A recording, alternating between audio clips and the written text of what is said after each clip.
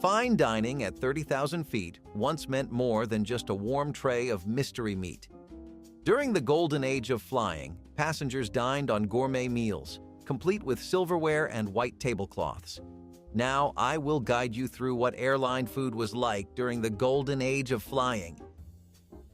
Seafood aspic was one of the more unusual dishes to grace the airline menus of the 1950s and 60s, a shimmering, molded masterpiece of shrimp, crab, and sometimes lobster, all delicately suspended in a gelatinous broth. If it sounds extravagant, that's because it was. Today, the thought of eating cold, seafood-infused gelatin on a plane might raise some eyebrows, but back then, it was a dish of sophistication, crafted to impress a clientele accustomed to dining in style. Presentation was everything. Meals were plated with precision on real porcelain, carried out by uniformed flight attendants trained in hospitality as much as safety. First-class service meant white linen napkins, silver cutlery, and a touch of European flair, ensuring passengers felt they were in a flying restaurant rather than a cramped metal tube hurtling through the sky. Taste, however, was a challenge. At high altitudes, pressurized cabins dulled the senses, making food seem bland. Airlines compensated by adding more salt and seasoning than they would on the ground. Seafood aspic, with its concentrated flavors and savory gelatin base, held up surprisingly well, delivering a bold, briny bite when other dishes struggled to make an impression. When a flight attendant arrived at your seat with a plate of delicately prepared, restaurant-quality cuisine, it reinforced the idea that flying was an experience, not just a means of transportation. Among the more refined offerings was Lobster Rillettes, a dish that transformed premium shellfish into a rich, spreadable delicacy. Slowly cooked and blended with butter, cream, and seasoning, it was a first-class favorite, served with toast points and a glass of chilled white wine. This was not a grab-and-go meal, it was meant to be savored. Every detail mattered. Meals weren't simply delivered in disposable trays, they were presented on elegant dishware, often with silverware that didn't bend at the slightest resistance. Airlines treated food service as part of the journey, a chance to impress well-heeled travelers who expected their in-flight meal to rival what they'd find in a fine dining restaurant. Of course, this level of decadence didn't last forever. As airlines shifted their focus from exclusivity to efficiency, gourmet meals became an unfortunate casualty. The 1980s ushered in cost-cutting measures, replacing dishes like lobster rillettes with shrink-wrapped sandwiches and mass-produced entrees. Airline food once had a reputation for being as refined as a meal in a Parisian bistro. Passengers in first class weren't handed prepackaged entrees. They were served multi-course meals that often featured slow-cooked delicacies. One of the most indulgent offerings was braised beef cheeks in red wine reduction, a dish that took an overlooked cut of meat and transformed it into something extraordinary. The beef, rich in collagen, was simmered for hours in a luxurious sauce made from red wine, shallots, and herbs, resulting in fork-tender perfection. The kind of dish you wouldn't expect to find on a plane, unless, of course, you were flying during the golden age of travel. Flight attendants, trained in the art of hospitality, presented each course with care, because a meal like this deserved more than a plastic fork and a cramped tray table. Inside a pressurized cabin, flavors became muted, making subtle dishes taste bland. That's why airline chefs relied on techniques that intensified flavors. Braised beef cheeks, slow-cooked in a bold red wine sauce, delivered deep, concentrated richness that held up against the dulling effects of high-altitude dining. First-class passengers were treated to elegant, chef-crafted dishes, plated with the kind of precision you'd expect in a fine dining restaurant. One such dish was beef roulade with herb mustard, a carefully rolled creation where thin slices of beef enveloped a flavorful filling of tangy mustard, fresh herbs, and sometimes even finely diced vegetables. The result was a dish that was as visually appealing as it was delicious, with every bite delivering a balance of rich beef and sharp, aromatic seasoning. Of course, altitude was always a challenge. That's why dishes like beef roulade worked so well. The bold mustard and herb filling cut through the muted effect of high-altitude dining, keeping the dish flavorful and satisfying. But gourmet meals like this had an expiration date. As airlines looked for ways to cut costs, labor-intensive dishes fell out of favor. Prepackaged entrees took over, and the days of carefully plated roulades were left behind. Today, airline meals have become more about efficiency than elegance. But for those who remember the golden era of flying, dishes like beef roulade with herb mustard are proof that there was once a time when dining in the sky felt like an experience, not an afterthought. Air travel once had a flair for the extravagant, and that extended to the menu. Among the more refined offerings was Oysters Provencal, a dish that set itself apart from the traditional raw or Rockefeller-style preparations. Instead of heavy cream or breadcrumbs, these oysters were bathed in a light, aromatic sauce of tomatoes, garlic, and fresh herbs, giving passengers a taste of the French countryside at 30,000 feet. It was delicate yet flavorful, proving that even the most luxurious ingredients could be served with a fresh, Mediterranean touch. First-class passengers expected more, and airlines delivered, ensuring that a meal in the sky felt like an event, not an obligation. The real challenge, however, wasn't the presentation. It was altitude. But Oysters Provencal, with its bright acidity from tomatoes and punch of garlic, held up well. It provided a burst of flavor when many other dishes faded into the background. But times changed. As airlines prioritized efficiency over elegance, labor-intensive dishes disappeared.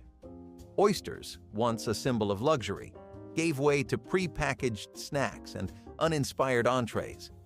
The days of savoring fresh seafood in the sky became a memory. First-class passengers weren't handed a microwave tray and told to make the best of it. They were served elegant, restaurant-quality dishes, thoughtfully prepared and beautifully presented. One such dish was chicken fricassee with tarragon, a refined take on a classic comfort meal. Unlike the heavy, cream-laden versions found in home kitchens, this airline adaptation relied on a lighter, velvety sauce infused with tarragon, a herb known for its distinct, slightly anise-like flavor. It was a small but meaningful upgrade, turning a familiar dish into something truly sophisticated. The presentation mattered just as much as the preparation. A proper meal, after all, deserved a proper setting. There were no disposable trays or shrink-wrapped entrees. Instead, flight attendants, trained in more than just safety procedures, ensured that dining at 30,000 feet felt like a five-star experience. Of course, meals like this eventually disappeared. As airlines shifted from luxury to efficiency, labor-intensive recipes were the first to go. Chicken fricassee with tarragon belonged to an era when air travel was as much about the experience as the destination.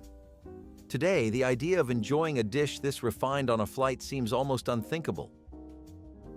Airlines competed not just on speed and service, but on luxury, and that extended all the way to the food. Nothing exemplified this better than caviar on toast points, a dish so effortlessly elegant that it needed no embellishment. The crisp, golden triangles of toast provided the perfect base for delicate pearls of caviar, often served with a side of crème fraîche or finely chopped egg. It was understated, refined, and unmistakably indulgent. First-class passengers were treated to a full dining experience, with flight attendants rolling out carts laden with silver dishes and fine china. A serving of caviar mid-flight reinforced the idea that flying was a privilege, not just a means of transportation. Of course, altitude always played its tricks. Pressurized cabins dulled taste perception, which meant that subtle flavors often lost their impact. Caviar, however, had a natural advantage.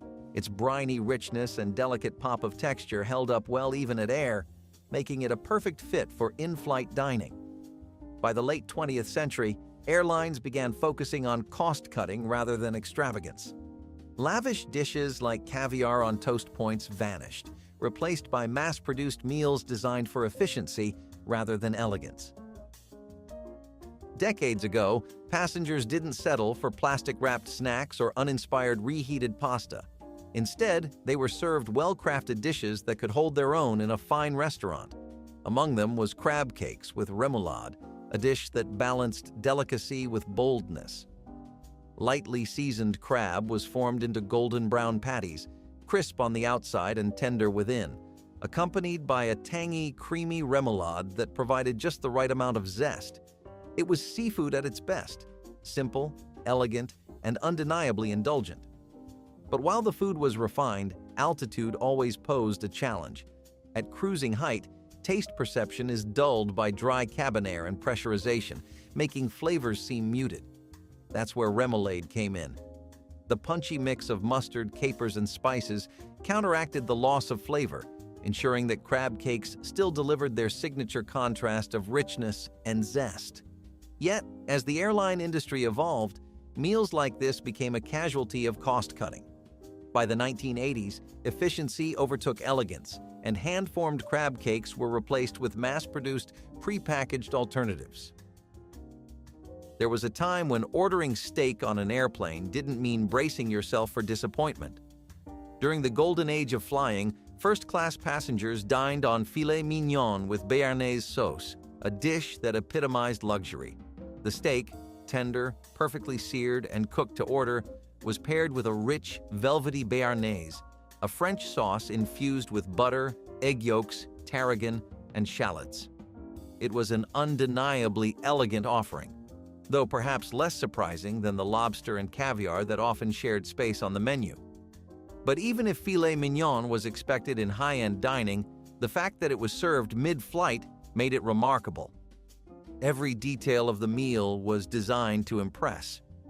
Airlines took great care to present dishes on fine china with polished silverware and sometimes even tableside service.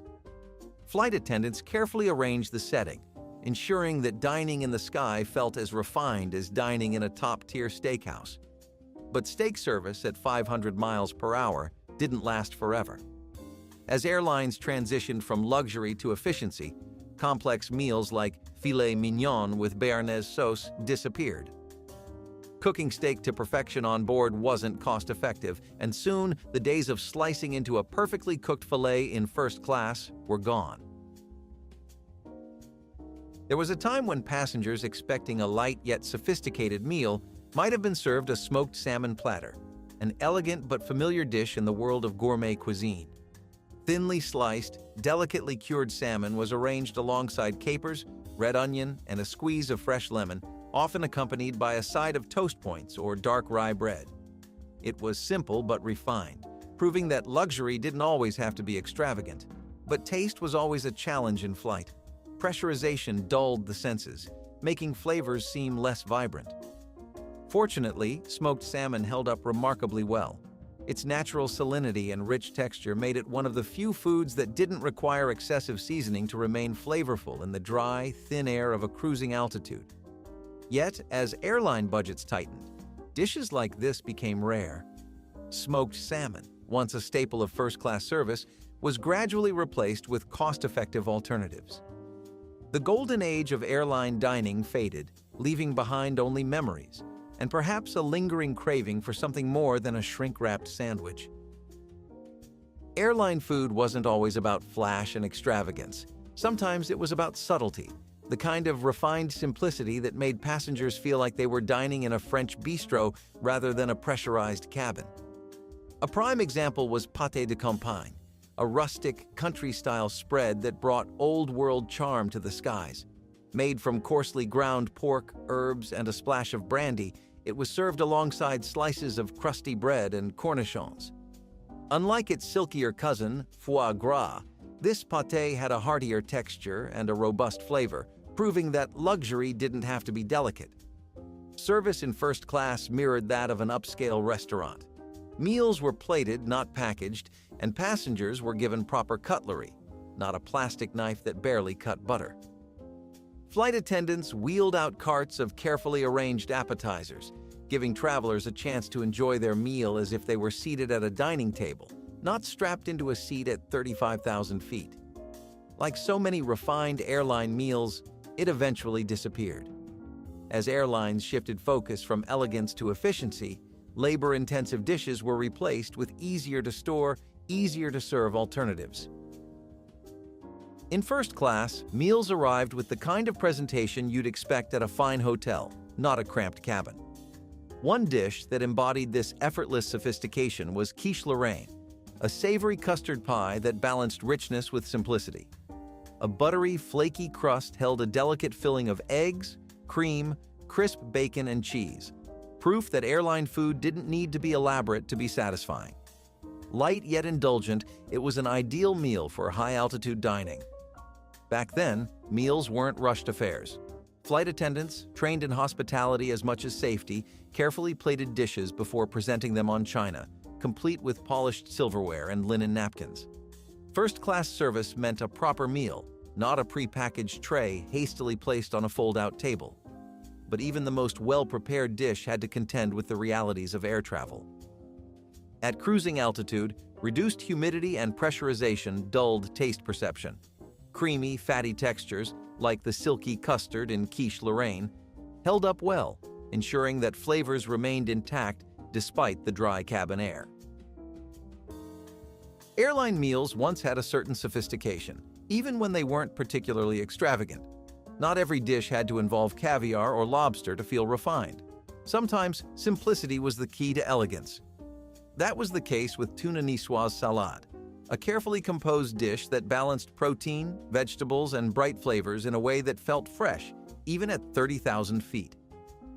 Featuring seared or canned tuna, hard-boiled eggs, olives, green beans, tomatoes, and a drizzle of vinaigrette, it wasn't the most surprising offering on an airline menu, but it was a reliable one.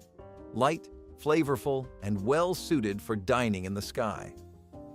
Back then, salads weren't an afterthought.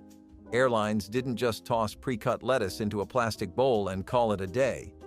First-class passengers were served plated salads, sometimes assembled tableside, presented with real cutlery instead of flimsy plastic forks. Meals were meant to feel like a dining experience, not just an in-flight necessity. Inevitably, though, meals like this didn't survive airline industry cost-cutting. As service became more about efficiency, carefully plated salads were swapped for pre-packaged options that lacked the same finesse. Today, a meal on a plane is often something to endure rather than enjoy. Not every airline dish was about pushing culinary boundaries. Some were simply about delivering a consistent, familiar experience, a meal that reassured passengers rather than surprised them.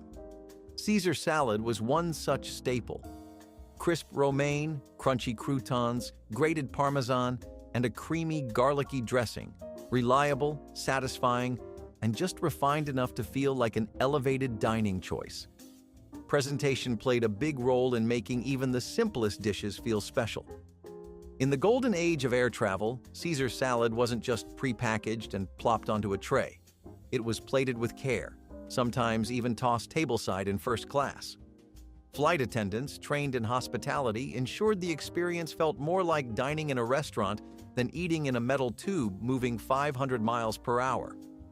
Of course, altitude didn't always cooperate. The dry cabin air and pressurized environment dulled flavors, making subtle ingredients harder to detect. But Caesar salad had a secret weapon: its bold dressing.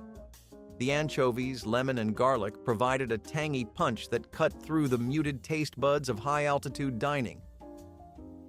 Airline meals didn't always have to be extravagant to feel special. Sometimes it was the small upgrades that made a difference, turning a familiar dish into something just a little more refined. That's exactly what happened with egg salad on brioche, a simple yet elegant twist on a classic.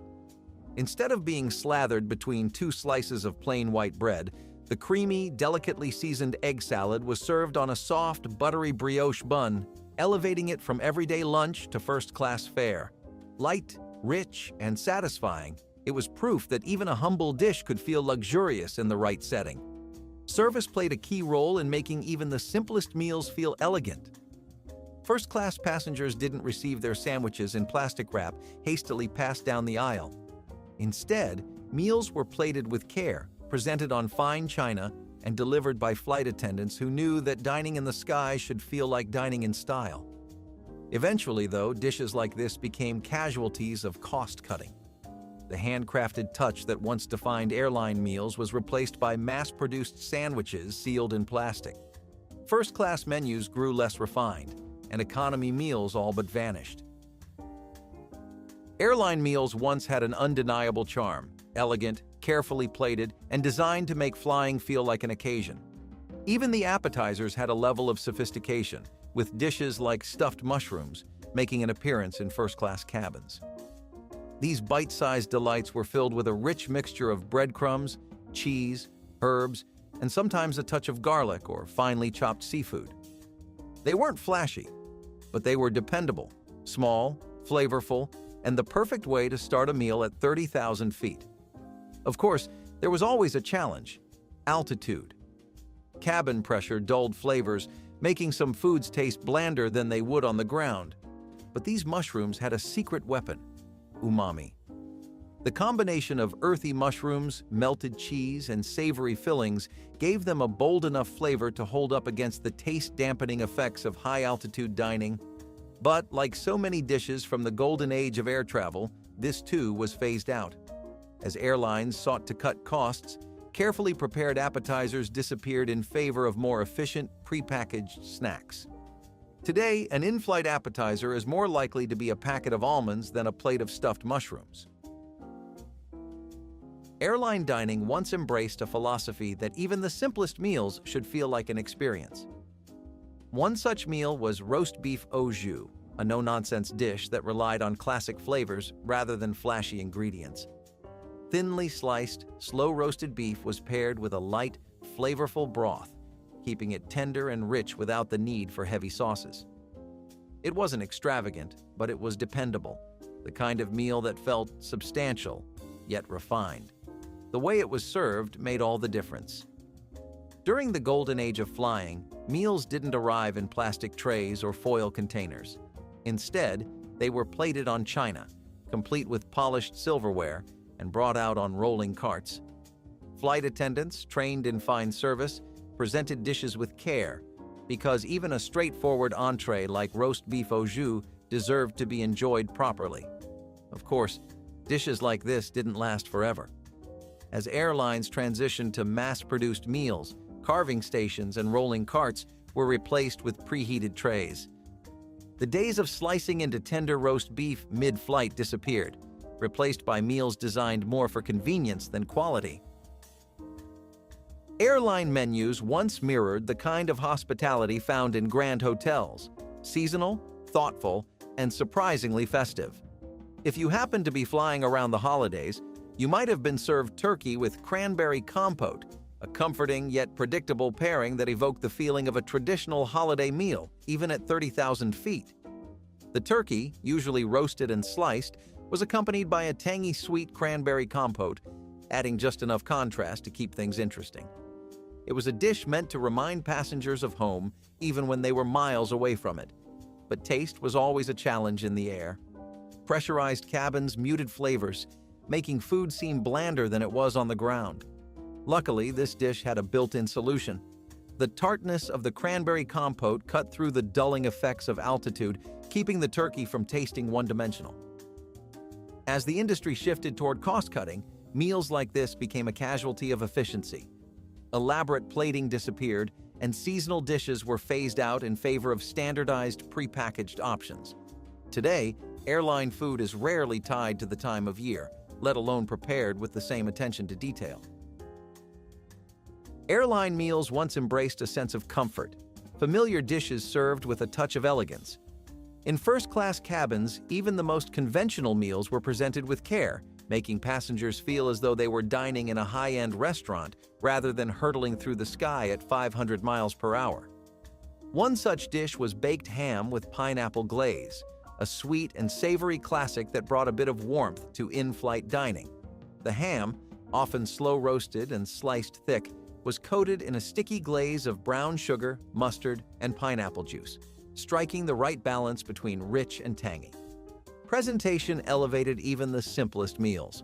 First-class passengers didn't receive their ham in a plastic container with a flimsy fork. Meals were plated on fine china, served with polished silverware, and delivered with an attention to detail that made flying feel special. Of course, as airlines prioritized efficiency over luxury, carefully prepared dishes like this disappeared. The rolling carts of beautifully plated meals were replaced by heat-and-serve trays, and in-flight dining became less about indulgence and more about convenience. Not every airline dish had to be the star of the show. Some were quiet but essential players, complementing the main course without demanding attention. Wild rice pilaf was one such side, earthy, nutty, and well-seasoned, but never the reason someone booked a first-class ticket. Cooked with broth, herbs, and sometimes a mix of vegetables or toasted nuts, it was a step up from plain white rice, offering more depth and texture while pairing effortlessly with everything from roasted meats to seafood. Even side dishes were presented with care during the golden age of flying. Meals were plated on fine china with silverware that didn't bend at the first sign of resistance. Flight attendants, trained in refined service, ensured that even a humble scoop of wild rice pilaf was neatly arranged alongside the main course. Of course, altitude played its usual tricks. Pressurized cabins dulled flavors, making bland foods even blander. Fortunately, pilaf had an advantage. The natural nuttiness of wild rice, combined with well-seasoned broth, helped it maintain its depth of flavor even in the dry, thin air. As airlines cut costs, dishes like wild rice pilaf disappeared, replaced by simpler, mass-produced sides that required less preparation. Some airline dishes weren't about luxury or novelty, they were about comfort. First-class passengers didn't just get extravagant cuts of meat and delicate seafood, they were also served familiar, satisfying sides that balanced the meal. One of the richest was creamed spinach, a velvety, indulgent dish that transformed humble greens into something smooth, buttery, and deeply satisfying. Blended with cream, butter, and a touch of nutmeg or garlic. It wasn't the kind of side dish that stole the spotlight, but it was exactly the kind of thing that made a meal feel complete. Airline meals during the golden age weren't about efficiency. Presentation mattered, even for something as simple as spinach. Dishes were plated carefully, with each component arranged to look as good as it tasted. First-class passengers dined on real china, with polished silverware in hand, not a flimsy plastic fork struggling against a heat-and-serve tray. Of course, as airlines cut costs, dishes like this were phased out. Hand-prepared sides were replaced with mass-produced, easy-to-reheat alternatives. Today, airline meals rarely feature anything as indulgent as creamed spinach. Not every airline dish was about indulgence. While first-class passengers were often treated to rich, buttery entrees, lighter fare had its place too. A dish like prawn and avocado salad was designed for those who preferred something fresh and elegant without the weight of heavy sauces or creams. Plump, chilled prawns rested atop ripe avocado slices, often accompanied by crisp greens and a citrus vinaigrette. It wasn't groundbreaking, but it was refreshing, simple, satisfying, and a reminder that airline food didn't have to be complicated to feel upscale. Altitude, however, had its usual effect. In dry, pressurized cabins, taste perception is dulled and delicate flavors can fade. But this dish held up surprisingly well. The natural creaminess of avocado and the briny sweetness of prawns provided enough contrast to keep flavors intact. But, like so many thoughtful airline meals, it eventually disappeared. As airlines shifted toward efficiency, carefully prepared salads gave way to prepackaged greens and uninspired dressings. The idea of a fresh, well-balanced in-flight meal faded into nostalgia. Sometimes the simplest meals were also the most satisfying. Airline dining once prioritized elegance, and few things embodied that philosophy better than a cheese and charcuterie board. A selection of fine cheeses, cured meats, fresh fruit, and crisp crackers provided passengers with a refined, no-fuss way to enjoy their meal. It didn't rely on complex preparation or extravagant ingredients. It worked because it offered variety, letting passengers mix and match flavors to their liking. Whether it was a slice of brie paired with grapes or prosciutto wrapped around a breadstick, it felt sophisticated without trying too hard. Presentation elevated even the most straightforward dishes. First-class meals weren't rushed or carelessly assembled. Cheese and charcuterie boards were arranged with attention to detail, served on porcelain plates with polished silverware, and delivered by flight attendants trained in fine service. The result was a meal that felt personalized, even in a cabin full of passengers. But taste was always at the mercy of altitude. Cabin pressure dulled flavors, making subtle cheeses and mild meats taste muted. Stronger selections, aged cheddar, blue cheese, or peppery salami, held up better, providing the bold flavors that in-flight dining required. No airline meal was complete without dessert. During the golden age of air travel, first-class passengers didn't receive a generic cookie or a plastic-wrapped brownie. Instead, they were offered elegant, restaurant-style confections, like chocolate mousse, a luxuriously smooth yet familiar choice that delivered a rich, velvety finish to any meal. Light yet indulgent, it struck the perfect balance between decadence and approachability. It wasn't the flashiest dessert on the menu, but it was a reliable crowd pleaser, proving that sometimes simplicity was the best way to end a meal. Of course, altitude had its usual effects. Pressurized cabins dulled the senses, making some flavors seem muted. But mousse, with its high fat content and deep chocolate base, remained rich and satisfying, even in the dry, thin air. Like so many aspects of airline luxury, this dessert eventually disappeared from most flights. As cost-cutting took priority, hand-prepared treats were replaced by prepackaged sweets, and the elegance of enjoying a delicate chocolate mousse mid-flight became a thing of the past. Desserts on airplanes once had a level of elegance that seems almost unthinkable today. First-class passengers were treated to carefully crafted confections, served with the same attention to detail as the rest of the meal.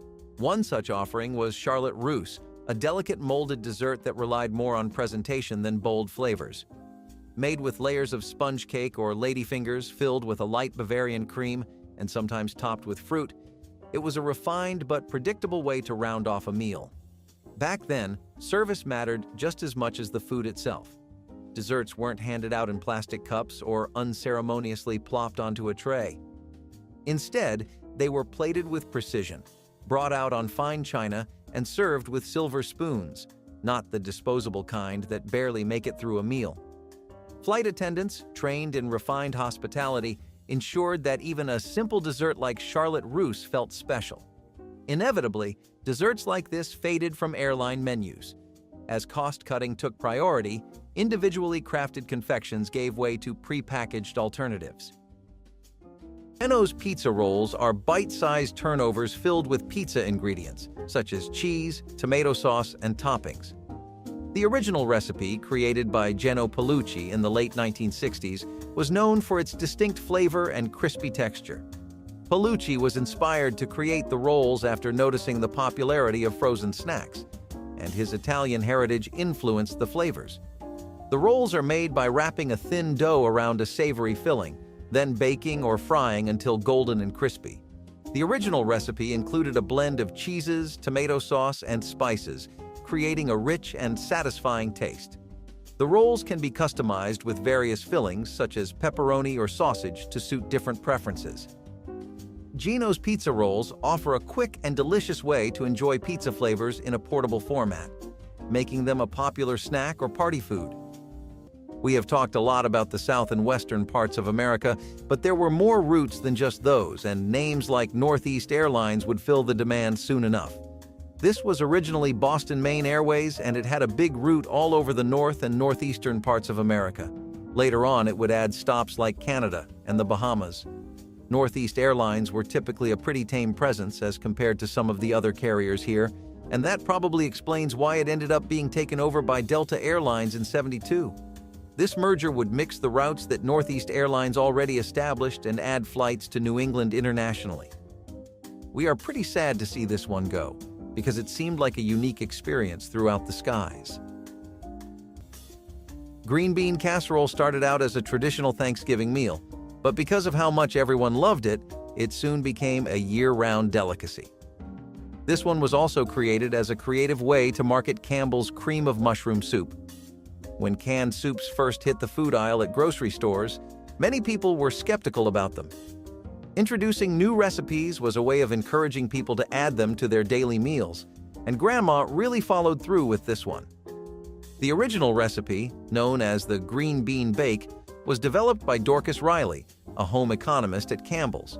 It combined green beans, cream of mushroom soup, and fried onions, and it was published in the company's recipe booklet. Our sweet old grandmas decided to make this one better by adding their own twists to the original recipe. Although traditionally rich and creamy, there were lighter versions of green bean casserole that used lower fat ingredients or alternative toppings to make it healthier. Stuffed pork chops are a comforting classic, stuffed to the brim with a savory blend and often served dripping in rich gravy. This dish found its place in the hearts of Americans in the mid-20th century, particularly loved in the Midwest and southern states. The preparation starts by cutting a pocket into pork chops, which are then filled with a stuffing made from breadcrumbs, onions, celery, and herbs. Once stuffed, the chops are browned until they sport a perfect golden crust, then baked to tender perfection. A favorite for family dinners and Sunday roasts, its hearty and filling nature made it a beloved meal. Stuffed pork chops are a testament to the versatility of pork, accommodating a variety of stuffings from apples to mushrooms, allowing everyone to tailor it to their taste.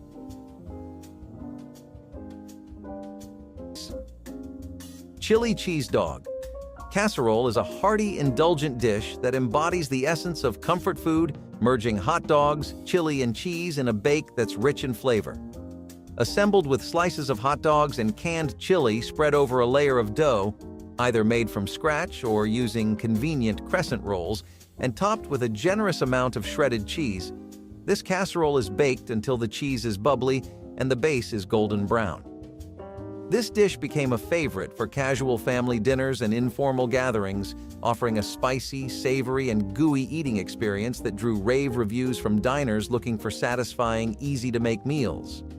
Ice cream bars are whimsical green frog-shaped ice cream bars, typically lime-flavored with gumball eyes. These playful treats were introduced by HB Ice Cream in the 1980s and were popular for their fun appearance and refreshing taste. They were marketed as part of a range of animal-themed ice creams by HB, with other options including fish and dinosaurs. The bars are made from creamy lime-flavored ice cream and have two gumballs as eyes, which add a fun element for kids to enjoy. Fat Frog ice cream bars were often found in ice cream trucks and at convenience stores. These bars were enjoyed as a refreshing treat on summer days or as a playful snack at parties, providing a burst of citrus flavor and a smile for those who enjoyed them. Many of these airlines tried to do what People Express Airlines had done to mechanical science. That is, they all tried to create a customer base with middle-class households by offering affordable pricing. Unfortunately, none of them were quite like People Express, which is how it was stylized. It was widely regarded as the USA's most effective low-cost airline before it merged with Continental in '87. Actually, from its inception in 1981, the airline had a rather relentless attempt at expanding. Guess some people can be really hasty when they get into the rat race, huh? But despite its rapid expansion and pace, it moved smart by offering standard pricing for economy seats and lower prices during off-peak hours. Despite offering first-class seating by '86, it still always markets itself as an option for the American who wanted to fly without breaking the bank, and we have to wonder if it worked with the crowd. Cheese and potatoes are like a match made in heaven, and Grandma's cheesy, scalloped potatoes was straight out of any cheese lover's dream. So this casserole tastes even better than it looked, and let me tell you, it looked finger-licking delicious. The term scalloped comes from the French word escalope, which originally referred to thin slices of meat. However, in the case of scalloped potatoes, it refers to the thinly sliced potatoes used in the dish. Many grandmas used old-fashioned methods to make their cheesy scalloped potatoes, including hand-slicing the potatoes thinly, layering them with love, and cooking them slowly. Some even added secret ingredients they swear by, like a dash of nutmeg, a hint of garlic, or even a sprinkle of paprika for added flavor. The best part about this one was its crispy crust, and I'm sure you remember fighting all your siblings for the bigger chunk of it. This dish wasn't only tasty, but was also practical. It was a one-pot wonder, meaning it could be cooked and served in the same dish, making cleanup a breeze. I'm sure Grandma loved that. Eggplant Parmesan is a hearty Italian-American favorite that layers crispy breaded eggplant slices with marinara sauce and cheese. This vegetarian delight originally hails from southern Italy, known there as melanzane alla parmigiana, and made its way to American shores with Italian immigrants in the late 19th and early 20th centuries. The classic approach involves slicing the eggplant, breading it, and frying it until it's just the right shade of golden brown. These crispy slices are then layered with marinara sauce and a generous helping of mozzarella or parmesan, and baked until the cheese bubbles with joy. Eggplant parmesan became a staple in meatless meal traditions, particularly appreciated during the Lenten season among Catholic families in America. Gaining a firm foothold in American-Italian eateries during the 20th century, it often comes served with a side of pasta or bread, rounding out a truly satisfying meal. Taste the innovation in every hearty bite of Jiffy ground beef cornbread casserole, a triumph of American home cooking. Rising to popularity in the mid-20th century, this casserole marries seasoned ground beef with the simplicity of Jiffy cornbread mix, a product that became a staple in American kitchens following its introduction in the 1930s by the Chelsea Milling Company. The preparation involves browning ground beef with onions, garlic, and a medley of spices, then layering it in a baking dish, topping it with a batter made from the iconic cornbread mix. Once baked, the casserole presents a delightful contrast of flavors and textures, with golden cornbread capping a juicy, flavorful beef base. It became a favored choice for an easy and satisfying meal, perfectly blending ease of preparation with hearty flavors. Flintstones push-up pops are frozen sherbet treats in a tube, featuring characters from the Flintstones on the packaging. These nostalgic treats were introduced in the 1990s by Nestlé, capturing the hearts of children with their fruity and creamy refreshment. The pops are pushed up from the bottom, offering a fun and interactive way to enjoy a cold treat. Flintstones push-up. Pops come in a variety of fruity flavors, such as orange, grape, and cherry, and they are made with a blend of sherbet and ice cream for a smooth and refreshing texture. The sherbet mixture provides a burst of flavor, while the ice cream base offers a creamy finish, creating a delightful contrast. Flintstones push-up pops were often enjoyed as an after-school snack or a summertime refreshment, making them a beloved part of many childhood memories. While businesses like National Airlines bided their time and put in work consistently, others like Braniff International Airways got busy in a jungle-like market. Dominating the Midwestern and Southwestern routes throughout Central and South America, it was a major airline throughout the 30s to 60s and rose to prominence by acquiring many companies. They were based mostly in Dallas but had holdings and subsidiaries over the nation, and it is quite ironic that this is how they made their bread. If you are wondering why, then it is because Braniff actually met its end in the same way. After being negatively impacted by the strict airline deregulations that happened in the early 70s, Braniff could not handle the overexpansion it brought on itself and eventually was bought out.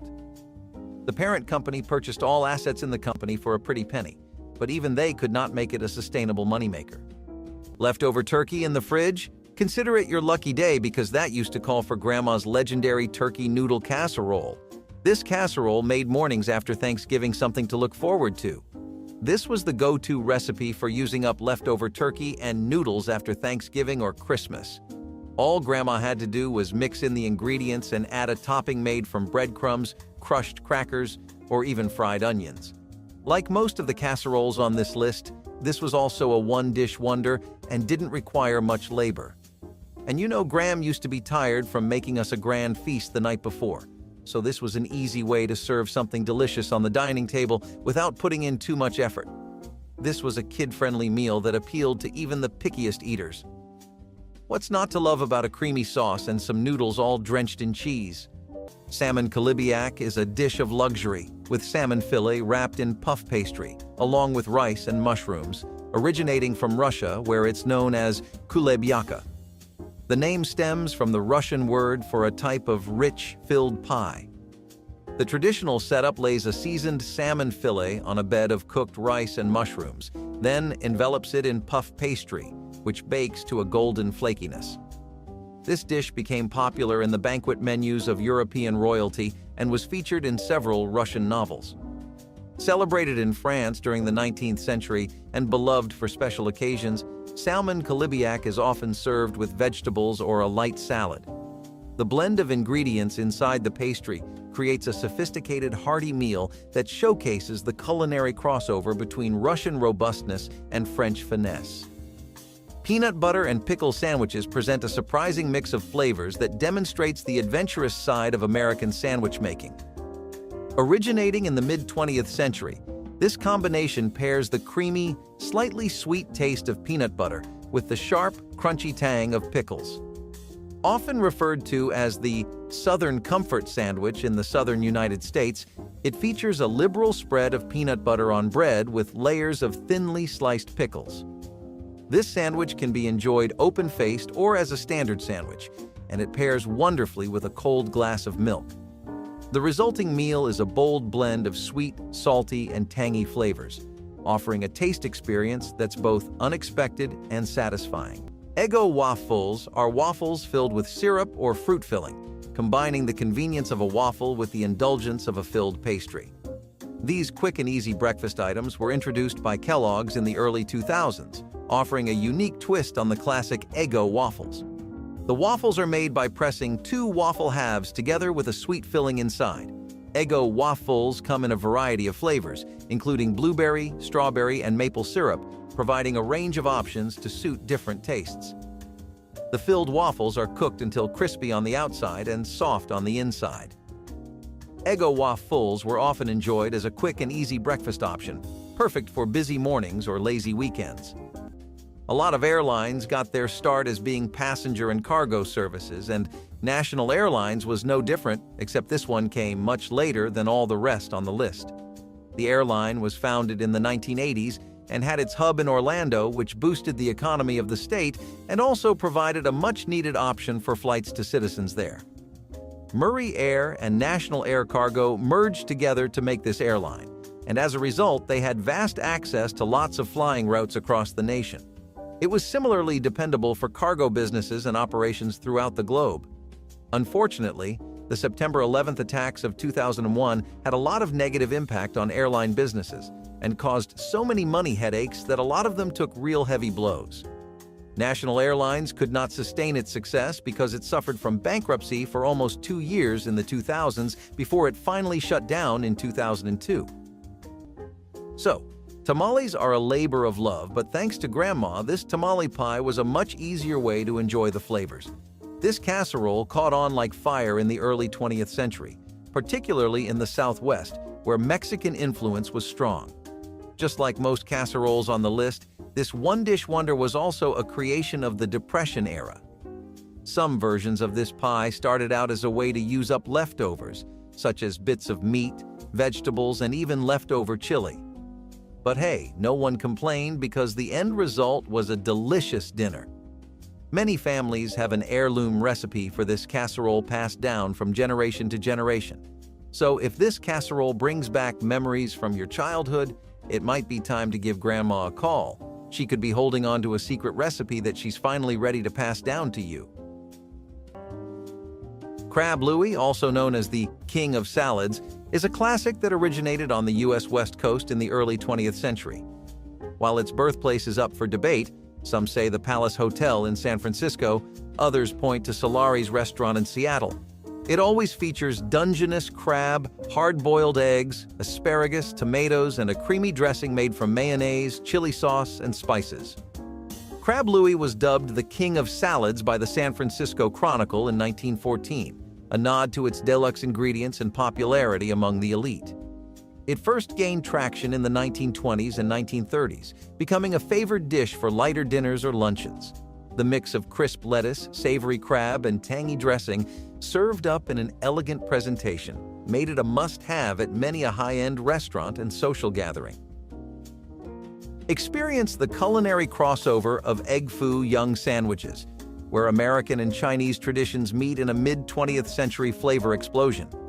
This unique sandwich format includes an Foo Young patty, made with beaten eggs mixed with vegetables and often additional proteins like meat or seafood, nestled on bread or a bun, sometimes smothered with a rich, savory sauce. Prepared by frying the patty until golden and serving it on toasted bread, this sandwich offered a flavorful, fulfilling meal. With fillings typically including bean sprouts, mushrooms, and onions, and options for shrimp or pork, it provided a satisfying blend of textures and tastes, becoming a favored lunch or dinner choice served with a side salad or light soup. Hungry Man dinners are hearty frozen meals designed for big appetites, often featuring meats like turkey or fried chicken with sides like mashed potatoes and corn. These early versions were introduced by Swanson in 1973, aiming to provide a larger portion size than traditional TV dinners. The meals were known for their generous portions and satisfying flavors, making them popular among those with hearty appetites. The original Hungry Man dinners offered a variety of entree options, including Salisbury steak, meatloaf, and pork chops, paired with classic comfort food sides like green beans, mac and cheese, and stuffing. The meals were cooked and served in aluminum trays, allowing for easy preparation and cleanup. The substantial portions and satisfying flavors made Hungry Man dinners a go-to choice for those seeking a comforting and filling. While the southern states were enjoying Tex-Mex cuisine, the northern states were all about Italian flavors, and baked ziti was a staple on the dinner table. Now, even with its Italian roots, you wouldn't typically find this one in Italy. This casserole was created by grandmas who were Italian immigrants to the States and adapted traditional pasta dishes to suit the ingredients available in their new country. Baked ziti was pretty much the long-lost cousin of lasagna, with the classic version including ziti pasta, marinara sauce, ricotta, and mozzarella cheese. The ziti pasta used in the dish was tubular and smooth, which makes it ideal for holding onto the sauce and cheese. This one was a hit at Sunday dinners and had everyone coming back for seconds. Remember when Veal Marsala is an elegant Italian dish that features tender veal cutlets simmered in a rich Marsala wine sauce. Originating in Sicily, where Marsala wine has been a staple since the 18th century, this dish made a splash in Italian-American kitchens in the mid-20th century. The classic method involves lightly flouring the veal cutlets, then pan-frying them in butter until they're beautifully browned. The magic happens when the pan is deglazed with Marsala wine, adding mushrooms and sometimes cream to create a sauce that's both sweet and savory. As Italian restaurants in America evolved to showcase regional specialties, Veal Marsala emerged as a sophisticated favorite, commonly served with pasta or potatoes to enhance the tender veal with its robust Marsala sauce. Tuna Jell-o. Salad is a striking example of mid-20th century American culinary creativity, combining seemingly incongruous ingredients like canned tuna and lime-flavored gelatin. This dish first emerged in the 1950s, a time when gelatin salads were all the rage. The process involves dissolving lime Jell-o in hot water and mixing it with canned tuna, finely chopped celery, pimento, and hard-boiled eggs, then letting it set until firm. Served on a bed of lettuce and often garnished with dollops of mayonnaise or whipped cream, this salad blends savory and sweet in a mold that is as eye-catching as it is unique. Often featured as the centerpiece at luncheons or as a dinner entree, its unique combination of ingredients and textures made it a memorable, if somewhat unusual, meal. Banquet fried chicken consists of frozen fried chicken pieces that offer a convenient and tasty meal option. Introduced in 1953 by Banquet Foods, banquet fried chicken quickly became a staple in American households, especially appreciated for its ability to provide a classic comfort food with minimal effort. The chicken is typically made from breaded and seasoned chicken parts, such as drumsticks, thighs, and breasts, which are then fried to a golden brown. Banquet fried chicken was often served with sides like mashed potatoes, green beans, or corn, creating a complete meal that was easy to prepare and enjoy. The convenience of frozen fried chicken made it an ideal choice for busy nights or casual gatherings, providing an easy meal that didn't skimp on flavor. Morton Pot Pie. Pacific Southwest Airlines, or PSA, did not just have a hand in AirCal, but were one of the major players for California overall, being the state's unofficial flag carrier. You do a job like that for almost 40 years and do it that well, you deserve to be in a top 20 list. The success of PSA as an interstate airline also inspired others like Southwest Airlines. When the deregulations occurred, PSA responded by expanding into routes it had not tapped into yet. Unfortunately, its performance was less than what the bigwigs wanted. In 1986, US Air bought PSA, and by 1991, it was fully a part of the company. It is funny how it can take so long to build as strong of a market presence as PSA, and it only takes a couple for it to vanish. The French also made a significant contribution to delicious casseroles with the easy shepherd's pie. It was a meaty casserole traditionally made with lamb meat. Shepherd's pie has its roots in British cuisine. The name shepherd's pie specifically refers to the use of lamb, while cottage pie is used when beef is the main ingredient. This one was an easy one to make as it didn't require hours of preparation. The dish became popular in the UK during the 19th century, particularly after the introduction of potatoes in the late 18th century. This one was used for meal prep, as it was great for making ahead and freezing. It was known as hachis parmentier in French cuisine, but different countries came up with their own version of the shepherd's pie.